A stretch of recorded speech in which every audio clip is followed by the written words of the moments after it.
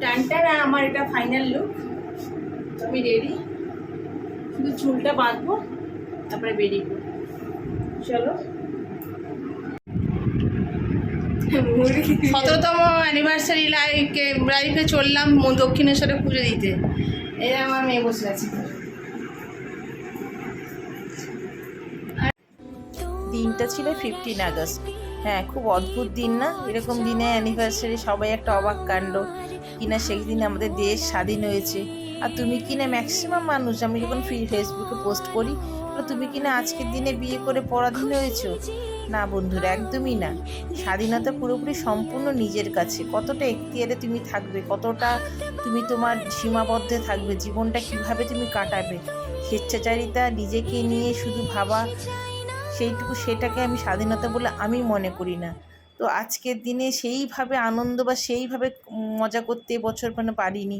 কোথাও না কোথাও যেন নিজের মনের মধ্যে একটা কষ্ট, অভিমান, কীরকম একটা যেন সব মিলিয়ে হয়ে আছে।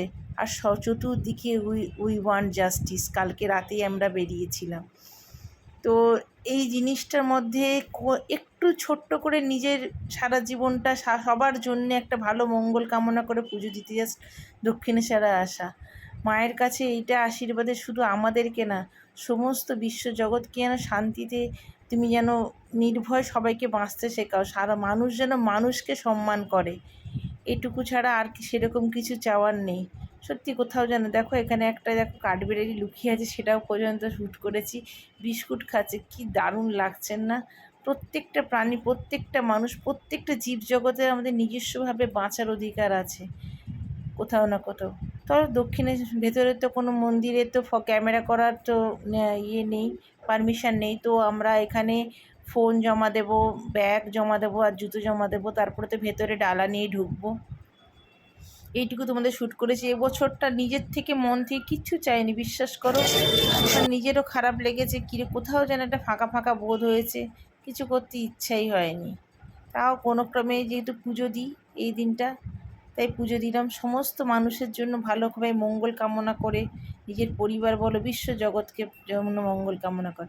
আর এখানে দেখো ডালার মার্কেট আছে, মানে আমরা বেরিয়ে আসার পরে আবার ক্যামেরাটা নিয়ে তোমাদেরকে দেখিয়েছিলাম। এখন তো ডালার মার্কেট থেকে এখানে ডালাটা নিয়েছিলাম। চলো, টুকটাক তো খাওয়া দাওয়া করেছিলাম, সেগুলো আর ক্যামেরা বন্দি করিনি। চলো টাটা।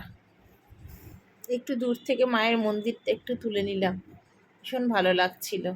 সন্ধ্যের পরে এই যে এখানে পুরো লাইটিংটা যখন জ্বলবে না, ভীষণ ভালো লাগবে।